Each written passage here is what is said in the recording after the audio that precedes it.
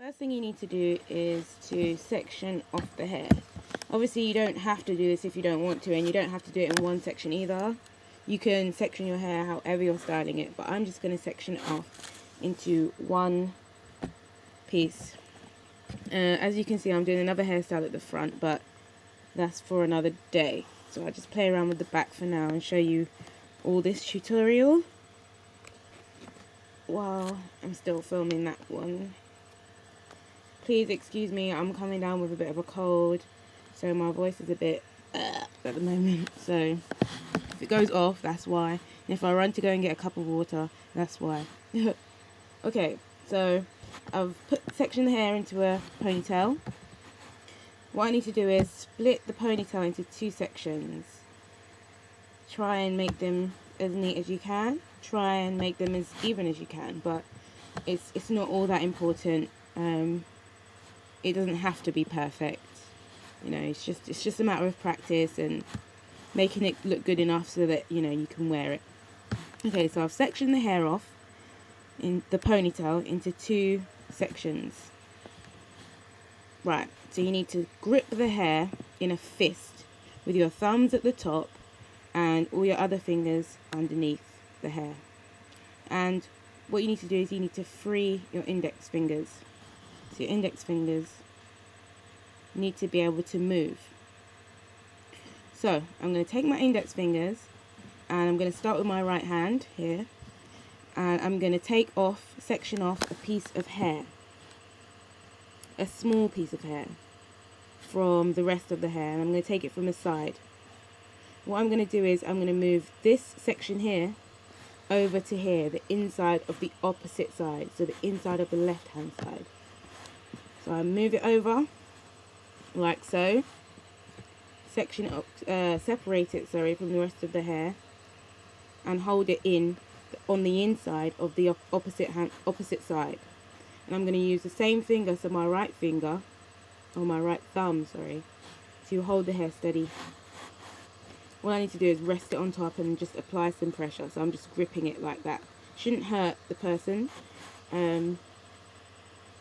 So you just need to hold it steady with your thumb by just applying some pressure between your finger here and your thumb there. Just hold it on top, rest it on top.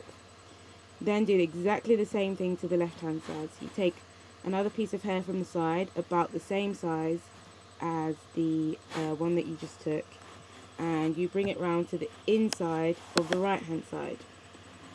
Try and pull it tight so that it doesn't hurt anyone, but it's held steady at the same time. So once you start doing it, you'll realize where you need to pull, and the practice will make it so that you put the right pressure on, so that it does stay neat.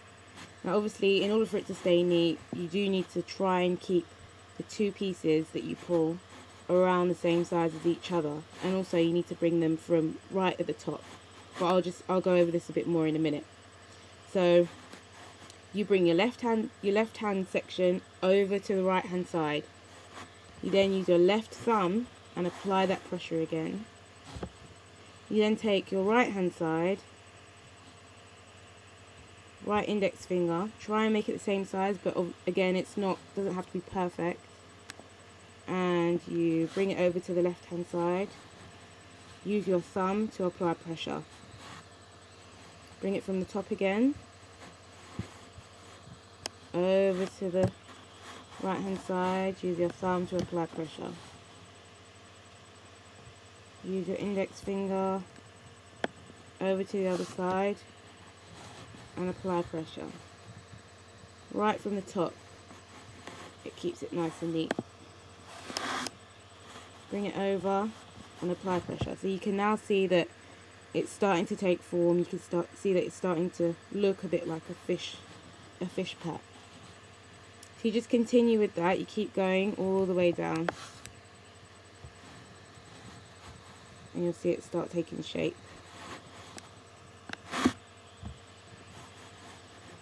Always making sure you support the braid with your thumb so it doesn't come out of place. Try and keep them the same size, just so it's neat, and put it with just enough pressure so that it will stay in place and not fray and look messy. Obviously the more you practice is the better you'll get at this, and the quicker you'll be able to do it. As you can see, I'm not that fast at it because I don't practice these all that much, but I still know the technique, and I just wanted to share it with you guys.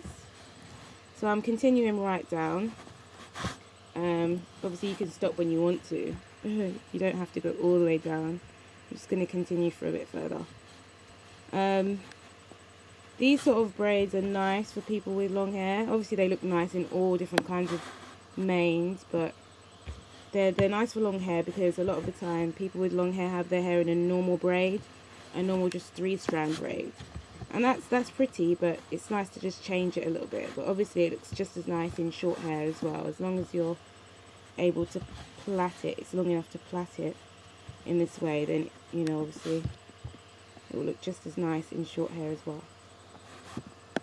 So you just keep going right down, trying to keep it as neat as you can. Continue right down. And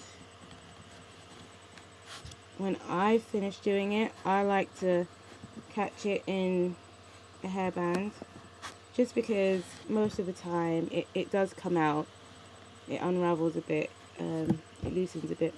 So you can catch it with a band if you want to. You don't have to. If your hair will stay in, then there's, you know, you don't have to put a hairband in it, but you can put a hairband like this one on the end of the plait, or you can put anything. You could put a nice clip in there, or, you know, you could put an elastic band there if you want, or, as I said, nothing, whichever you like. Okay, so that's obviously not a finished fish braid, but